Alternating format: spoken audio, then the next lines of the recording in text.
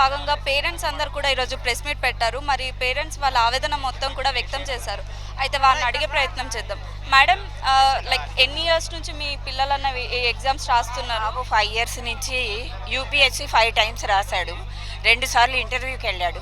తర్వాత ఇప్పుడు 3 సార్లు ప్రిలిమ్స్లో పాస్ అయ్యాడు. మెయిన్స్లో 79th ర్యాంక్ వచ్చింది.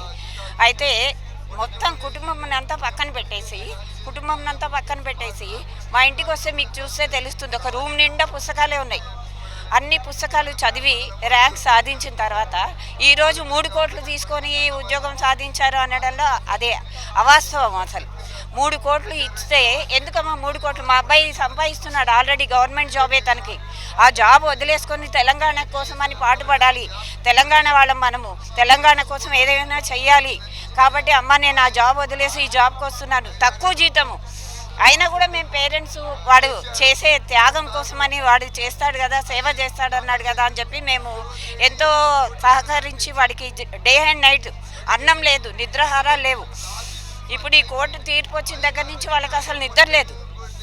రోజు ఫోన్లు మాట్లాడడము, అది ఇది ఏం చేయాలి, ఎలా న్యాయం చేకూర్చుకోవాలి, ఎలా న్యాయం రావాలి అని ఎంతో ఆశతో వాళ్ళు ఎంతో పోరాడుతున్నారు. అలాంటప్పుడు ఎక్కడి నుంచి వస్తాయమ్మా 3 కోట్లు? 3 కోట్లే ఉంటే వాళ్ళు బ్యాంకులో వేసుకుంటారు కదా. బ్యాంకులో వేసుకొని వాళ్ళకి ఆ ఇంట్రెస్ట్ వస్తే హాయిగా కాలు మీద కాలు వేసుకొని బతుకుతారు కదా. తెలంగాణ కోసం ఎందుకు పోరాటం చేయాలి కదా? ఇలాంటి వాళ్ళందరినీ ఆదర్శంగా తీసుకోకూడదు మనం. వాళ్ళు ఏదో చెప్పేశారు కదా అని మనం కాదు. న్యాయం అనేది గెలవాలి ఎప్పటికి కూడా. ఇంతమంది విద్యార్థులు కష్టపడి రేయం బగళ్ళు, మీరు చాలా మాట విన్నారు కదా, తల్లిదండ్రుల ఆవేదనలు అన్నీ విన్నారు. వాళ్ళందరి ఆవేదనలు అర్థం చేసుకొని మాకు న్యాయం చేయాలి. మా అబ్బాయికి ఎలాగైనా న్యాయం చేసి గ్రూప్ 1 వచ్చేటట్టుగా చూడాలి. అది మా ఆశ. ఏమీ లేదండి. అంటే మా బాబు యూపీఎస్సీకి ప్రిపేర్ అయ్యాడు.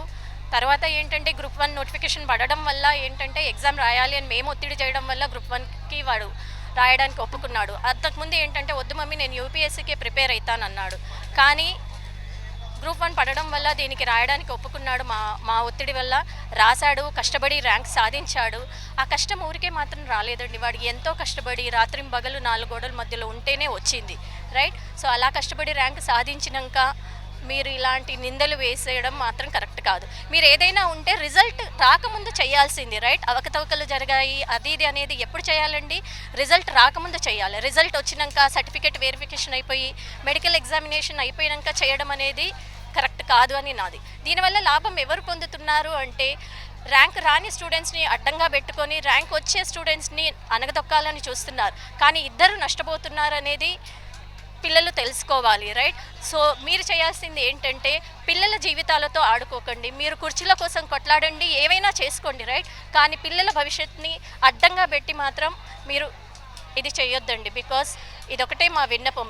పిల్లలకి న్యాయం చేయండి, కష్టపడి చదివిన వాళ్ళకి అపాయింట్మెంట్స్ ఇవ్వండి వీలైనంత త్వరగా అని మేము గవర్నమెంట్ని మిమ్మల్ని కోరుతున్నాం. మేము ప్రెస్ని అప్రోచ్ కావడానికి మెయిన్ రీజన్ ఏంటంటే మీ ద్వారా మెసేజ్ పీపుల్కి చాలా ర్యాపిడ్ స్పీడ్గా వెళ్తుంది అని మా బాధను మీ ముందు చెప్పుకోవడానికి మేము వచ్చాము.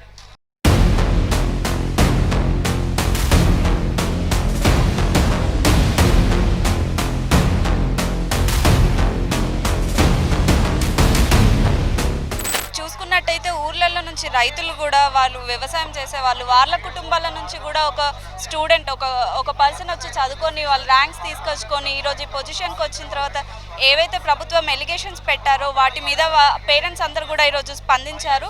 మరి వారి మాటల్లోనే విందాం. మాది చందంపేట మండలం అమ్మ, పోలేపల్లి గ్రామ పంచాయతీ, బండమింది తండ, దేవరకొండ నియోజకవర్గం. బాలు నాయక్ కూడా వచ్చి ర్యాంక్ వచ్చినప్పుడు పూలదండ వేసి బండ మీద పోలేపల్లి చివరస్తల అంతా రాజకీయ నాయకులు వచ్చారు. ఇంత మంచి సాధించిండు, మీ కొడుకు ఇంత తెలివి లేకున్నా కూడా ఇంత చదివించినావు, నాకెంతో గొప్పతనం చేసిరు మేడం. ఆయన ఇవాళ ఉండి 4 నెలలు ఉంచి గ్రూప్ 1లో వచ్చింది, గ్రూప్ 2లో వచ్చింది, గ్రూప్ 3లో వచ్చింది. 3 జాబులు వచ్చినాయేమో, ఒక్క ఫలితం ఇస్తలేరు. ఇది ఏడిపిస్తుర్రు. మాకు నడిచేదానికి బాటకు మాకు గుడ్డోళం, మాకు చదువు రాదు, శాస్త్రం రాదు. మేము పేగులు పడి దగ్గర భూమి అమ్ముకున్నా కూడా మాకు చదివించి న్యాయం చేసిరని బాలు నాయక్ ఎమ్మెల్యే కూడా మీ కొడుకు ఇంత చదివించినావు అని మాకెంతో సంతోషం పంచిండు. ఆయన కాంగ్రెస్ ఎమ్మెల్యే. ఇప్పుడు మాకు కొడుకుకు మాకు ఆదనం ఆగక ఈడిదాకా మీ మీడియా మిత్రులకు దయచేసి గవర్నమెంట్కి పావదాది వందనం చేసిపోతున్నాం సార్. మాకు ఏం న్యాయం చేస్తారో మీ చేతుల ప్రభుత్వం చేతులని నా 2 చేతులు జోడించి మీకు చెప్పిపోతున్నాం. ఇంతవరకు కష్టపడి చదివించినాం, ఇంతవరకు తెచ్చినాం, ఇంత బాధపడ్డాం. ఇక మా నుంచి శాత కాదు. 4 నెలలు పెన్ను కాపీలు ఇడిచిపెట్టిరు వాళ్ళు. మీకు ఐఆర్ఎస్ఆర్ ఆఫీసర్లు అయ్యారు, మీకేముంది ఇప్పుడు మంచిగా ఉంటారు పోతారు అని ఇదంతా చేసుకుంటారు సార్. మాకు దయచేసి మన న్యాయం చేయాలని మేము కోరుకుంటున్నాం సార్. ఇంతవరకు మా బాబు వచ్చిందండి ర్యాంకు. ఇది చాలా బాధాకరమైన విషయం అండి. వాళ్ళు కష్టపడి తెచ్చుకున్న ర్యాంక్ని నోటి దగ్గరకు వచ్చిన ముద్దని ఇలా లాక్కోవడం, మొత్తం వెరిఫికేషన్, మెడికల్ టెస్ట్ అంతా కంప్లీట్ అయ్యి అపాయింట్మెంట్స్ ఇచ్చే టైంలో ఇలా చేయడం ఏమాత్రం భావ్యం అండి. ఈ పొలిటికల్ స్టంట్, కేవలం political stunt. Different parties involve అయ్యి పిల్లల జీవితాలతో ఆడుకుంటున్నారండి. ఎగ్జామ్ ఏంటండి, రీఇవాల్యుయేషన్ ఇంత చదివి రాసినాక వాళ్ళ మెంటల్ స్టేట్ ఆఫ్ మైండ్ ఎలా ఉంటుందండి మళ్ళీ రాయడానికైనా ఏదైనా. వాళ్ళు ఇలా కష్టపడి తెచ్చుకుంటే, నేను కాంపిటేటివ్ ఎగ్జామ్ అంటేనే ఫిల్టరేషన్ అండి. వేలల్లో రాస్తే 100ల్లో పిక్ చేసేది. సో ఈ 560 మందిని ఇలా అన్నెసెసరీగా డిఫరెంట్ అప్లికేషన్స్ తోటి వాళ్ళని ఇన్వాల్వ్ చేసి డబ్బులని అదని ఇదని ఇంకొకటని ఎన్నో విషయాలుగా వాళ్ళని మానసిక హింస పెడుతున్నారండి. వాళ్ళని చూడలేక పేరెంట్స్గా మేము బాధపడుతున్నాం. పేరెంట్స్కి పిల్లలకి at the same time family issue అయిపోయిందండి. ఇది ఒక్క ఫ్యామిలీ కాదు, 563 ఫ్యామిలీస్ ట్రబుల్లో ఉన్నారండి, సఫర్ అవుతున్నారు.